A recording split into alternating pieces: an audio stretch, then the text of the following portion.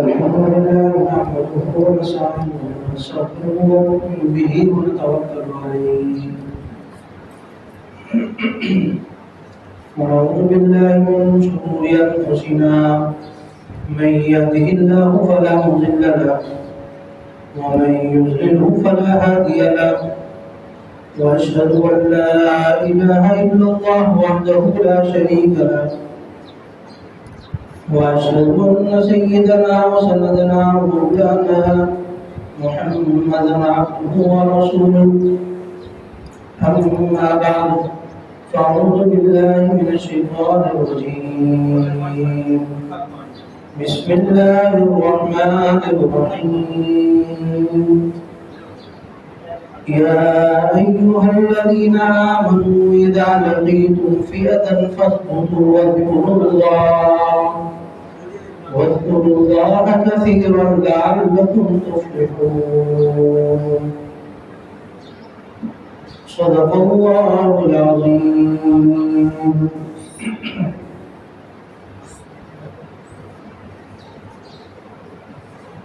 میرے دوستوں ساتھیوں بزرگوں،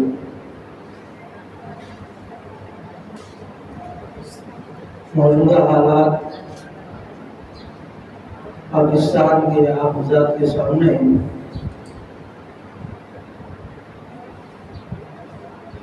جس میں ہر لمحہ اور خصوصاً رات کے اوقات ایک خوف اور ڈر کے ساتھ گزر رہے ہیں کہ کسی بھی وقت دشمن کی طرف سے کوئی حملے کی زیادتی نہ ہو جائے اور بے گناہ مسلمان اس میں شہید ہو جائے، جس طرح ابھی تک ہوتا آ رہا ہے کہ مساجد کو اور ان گھروں کو نشانہ بنایا جا رہا ہے جن کا تعلق ایک عام مسلمان کی حیثیت سے ہے،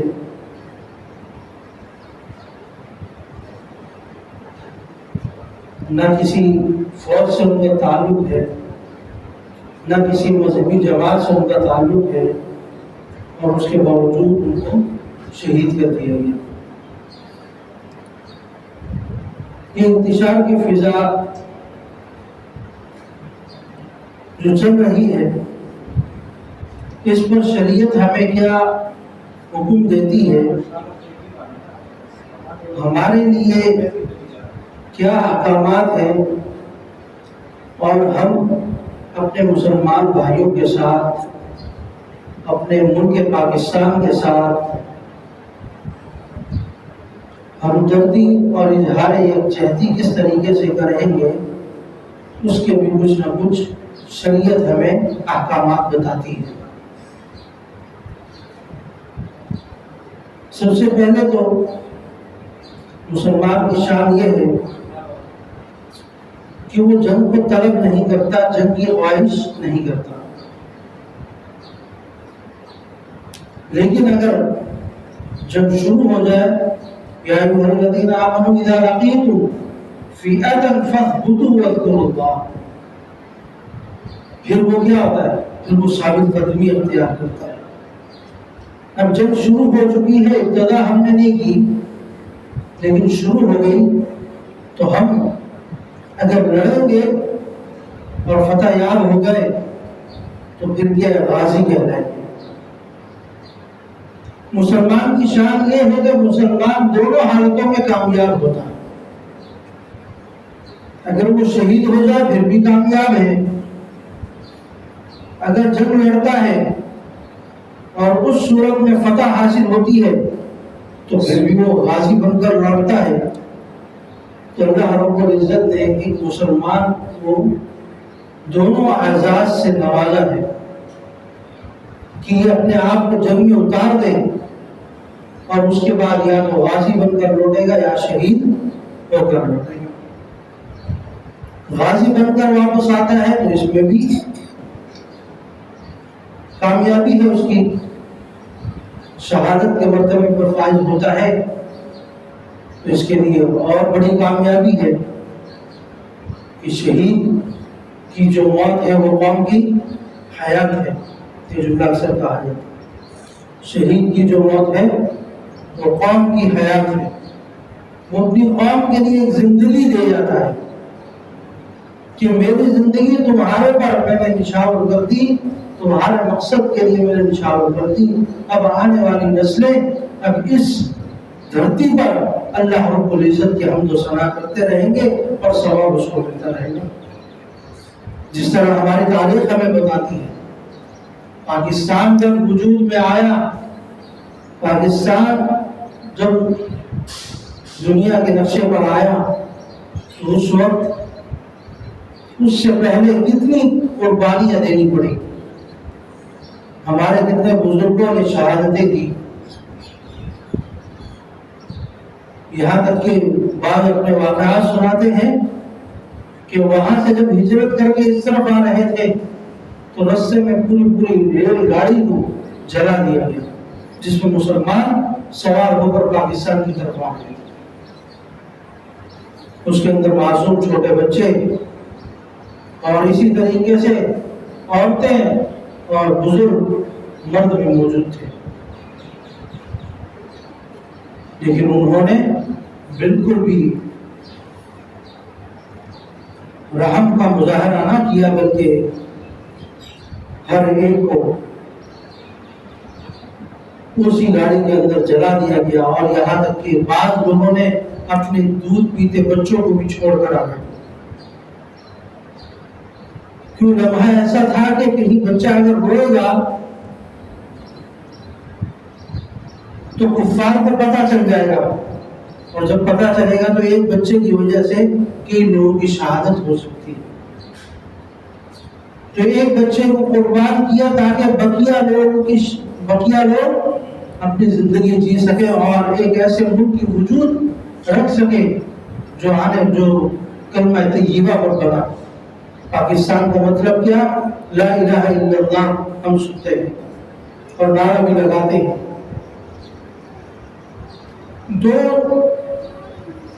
دنیا کے اندر دو ریاستیں ایسی بنی ہیں جو خالص کلمے کی بنیاد پر بنائی ہیں.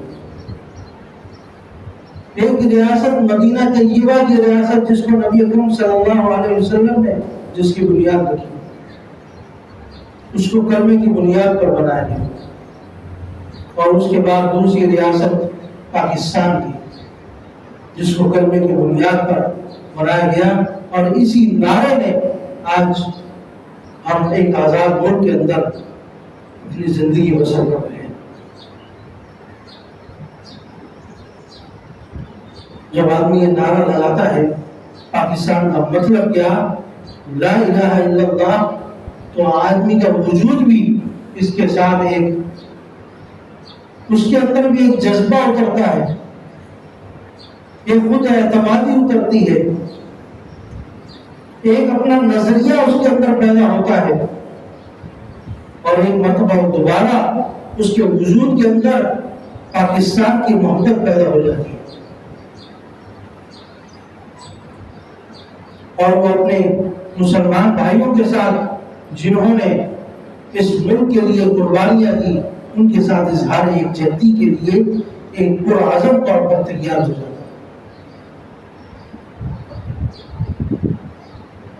تو شریعت ہمیں کہتی ہے کہ جنگ کی تمنا نہ کرو، لیکن اگر جنگ لگ جائے تو پھر پیچھے ہٹنے کی ضرورت نہیں ہے. وَمَا رَمَيْتَ إِذْ رَمَيْتَ وَلَكِنَّ اللَّهَ رَمَى. پھر اللہ رب العزت کی مدد آتی ہے. آج انڈیا یہ سمجھ رہا ہے کہ میرے پاس اسلحے کے لحاظ سے تعداد زیادہ ہے، فوج کے لحاظ سے تعداد زیادہ ہے، عوام کے لحاظ سے تعداد زیادہ ہے، خطے کے لحاظ سے تعداد زیادہ ہے.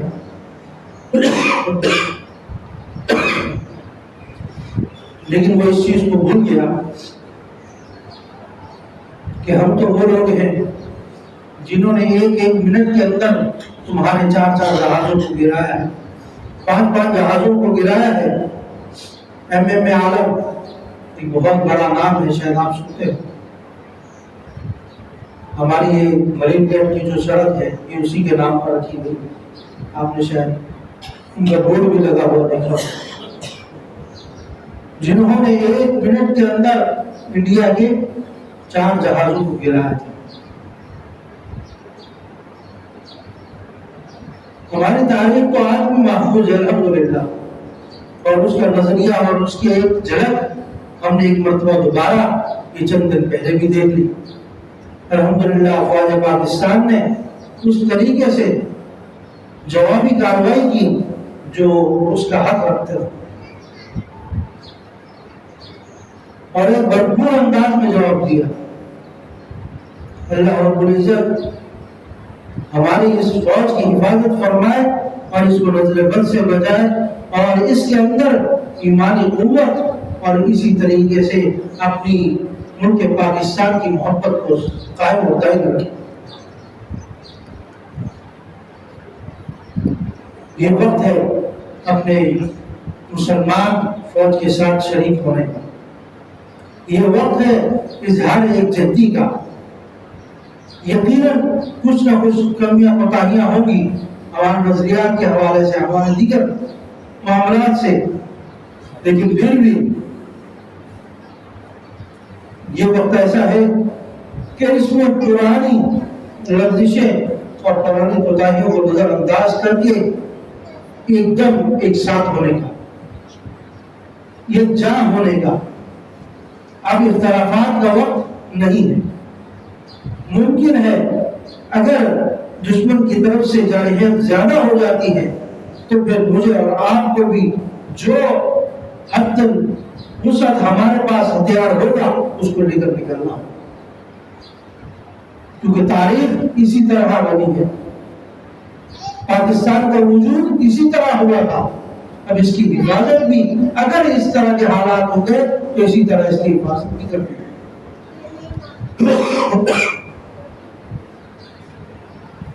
क्योंकि हमारा दीन, हमारी शरीयत, हमारे सहाबा, नबी अकरम सल्लल्लाहु अलैहि वसल्लम का तर्ज अमल हमें असबाब की तरफ तवज्जो नहीं दिलाता। बदर के मौके पर 313 कितने सहाबा, 313 सामने हजारों का लश्कर जो सामने खड़ा था, और सिर्फ 313 के अंदर तकरीबन शायद 7 या 8 लोगों के पास ये तलवार थी, 7 या 8 लोगों के पास, और 2 घोड़े। 313 अफराद मुजाहिदीन सहाबा की जमात नबी अकरम सल्लल्लाहु अलैहि वसल्लम के साथ, 2 घोड़े, 7 तलवारें, और बाकी किसी के पास डंडा था, किसी के पास छोटा सा चाकू होगा, इस तरीके से हमला हुआ। और आपने देखा अल्लाह रब्बुल इज्जत ने फतह मुबीन दी, फतह से हम गिनार हुए। तो हमारा दीन रमैत वलाकिन अल्लाह रमा, नबी अकरम सल्लल्लाहु अलैहि वसल्लम ने एक मुट्ठी उठाई और कुफार की तरफ फेंकी। अब मट्टी एक मुट्ठी अगर आप फेंकें तो वो कितनी दूर तक जाएगी, लेकिन जब अल्लाह की मदद शामिल हो जाती है तो वही ज़र्रात अल्लाह रब्बुल इज्जत ने बड़े बड़े मिसाइल की सूरत में उनकी आंखों तक पहुंचाए, जिससे फतह हासिल। तो अल्लाह रब्बुल इज्जत के यहाँ फतह हासिल करने के लिए असबाब के मोहताज नहीं, असबाब की जरूरत नहीं है, माल की जरूरत नहीं है, सिर्फ जज्बे जिहाद की जरूरत है, सिर्फ इखलास नीयत की जरूरत है, सिर्फ अपने मुल्क के साथ हमदर्दी और इजहार यकजहती की जरूरत है। फिर आपका एक मामूली हथियार जिसकी अहमियत कुछ नहीं है, एक मामूली लकड़ी, वो आपको लिए एक बड़े मजाक से कम नहीं। आपने देखा फलस्तीन के छोटे छोटे बच्चे मामूली से एक पत्थर लेकर बड़े बड़े टैंकों के सामने खड़े हो जाते हैं। اور تاریخ گواہ ہے اس طرح کے کئی واقعات ہیں کہ ایک پتھر سے ٹینکوں کو اڑا دیا گیا. وہ اللہ کی مدد شامل حال ہوتی ہے. ظاہری اعتبار سے آدمی یقین نہیں کر سکتا کہ یہ کیسے ہو سکتا ہے. اب ایک طرف 1000 کا لشکر اور دوسری طرف 313 لوگ جن کے پاس اسلحہ بھی نہیں، اور وہ مقابلے میں آتے ہیں اور وہ 1000 کے لشکر کو شکست دے دیتے. ہماری تاریخ یہ دشمن آج بھی خوف زدہ ہے تو وہ ان مقامات پر حملہ کرتا ہے جہاں سے اسے امید ہے کہ یہاں سے اگر کرن دوبارہ اٹھ گئی تو پھر اس کو بجھانا مشکل ہو جائے. ہمارے مجاہدین کو جب تک ہم نے قید و بند میں رکھا ہوا ہے تو اس کی وجہ سے دشمن بھی ہمیں آنکھیں دکھانے لگا. آج اگر مجاہدین باہر ہوتے تو دشمن کبھی بھی ہمارے مقابل نہیں کھڑا ہو سکتا. اور یہ دشمن تو ایسا ہے کہ اس کا ہمارے ساتھ مقابلہ بنتا ہی نہیں. آب زمزم پینے والے اور گائے کا پیشاب پینے والے برابر نہیں ہو سکتے.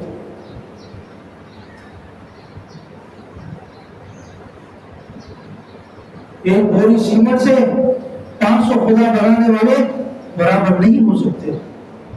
ہم تو وحدہ لا شریک کا ماننے والے ہیں. ہم تو اس ذات کو ماننے والے ہیں جو اللہ صمد ہے، لم یلد ولم یولد ہے.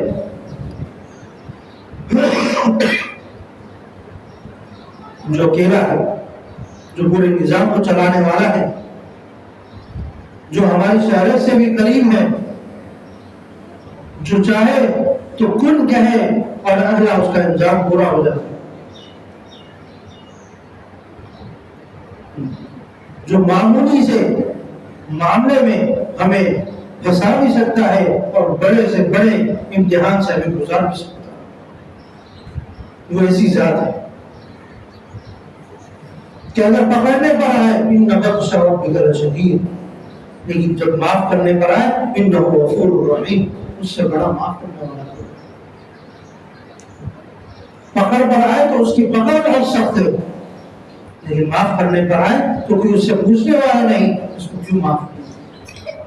تو ہم تو اس ذات کو ماننے والے ہیں. ہم تو ایک معبود کی عبادت کرنے والے ہیں، ایک اللہ کی عبادت کرنے والے ہیں. تو ہمارا تو مقابلہ بنتا ہی نہیں ان کے ساتھ. یہ صرف ہماری سستی کا نتیجہ ہے، ہماری کاہلی کا نتیجہ ہے کہ وہ آج ہمارے پر برسر بیکار ہو گیا. ہمیں آنکھیں دکھانے کی کوشش کر رہا ہے، اگرچہ وہ ڈر بھی رہا ہے لیکن آنکھیں دکھانا.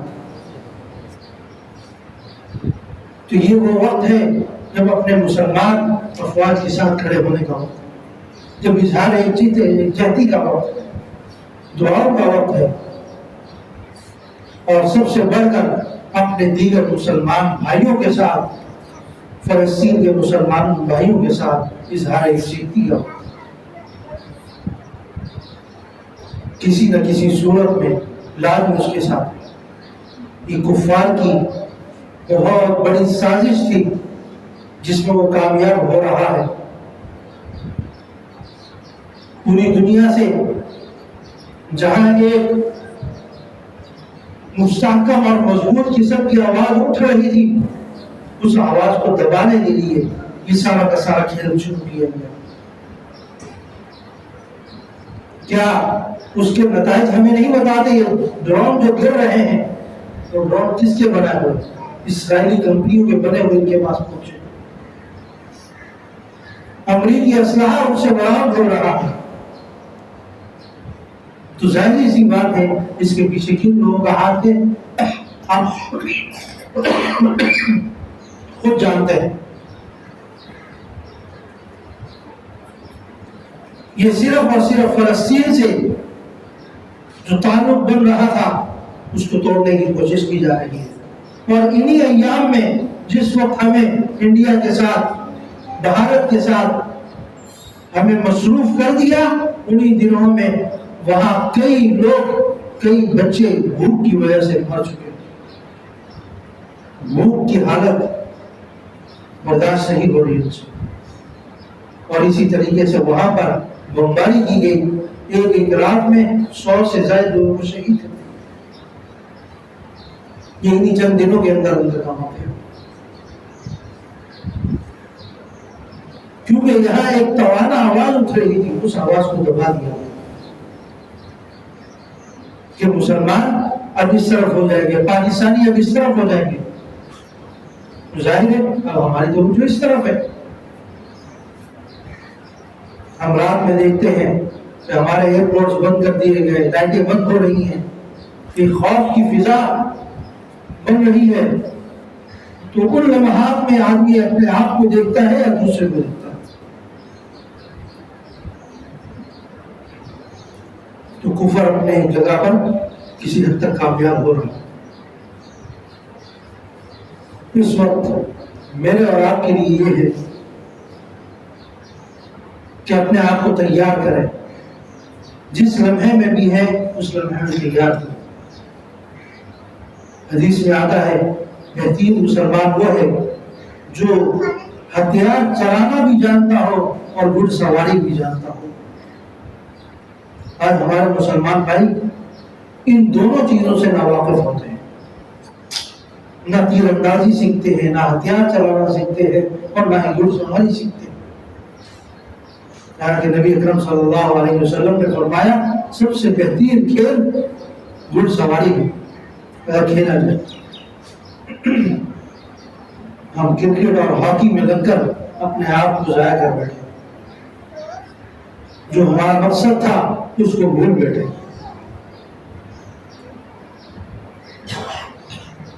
ایک مجاہد، ایک مسلمان کو اس حالت میں ہونا چاہیے کہ کسی بھی اگر اسے میدان جنگ میں اترنا پڑے تو وہ اتر سکے، وہ خوف زدہ نہ ہو، اتنی تیاری اس کے اندر ہونی چاہیے۔ پہلے بزرگ ہمارے اس کا اہتمام کرتے تھے، لیکن جب سے ہم جہاد سے دور ہوتے گئے تو یہ ساری چیزیں بھولتے چلے گئے۔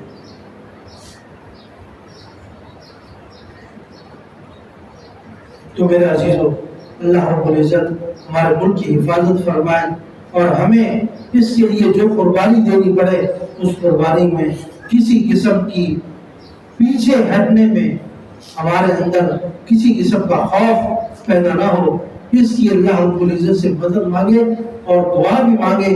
اور دوسرا، یہ ملک بڑی قربانیوں کے بعد ہمیں ملا ہے، اگر ہم نے اس کی حفاظت نہ کی تو پھر یہ حالت ہوگی کہ ہم اپنے لوگوں کے ساتھ اور جو شہید ہو چکے ان کی روحوں کے ساتھ مذاق کرنے والے بن جائیں گے کہ تم لوگوں نے تو ہمیں ایک ایسا ملک دے دیا، ایک ایسا ملک آزاد کر کے دے دیا، اپنی جانیں لگا دی، لیکن ہم آج اس کی حفاظت نہ کر سکے۔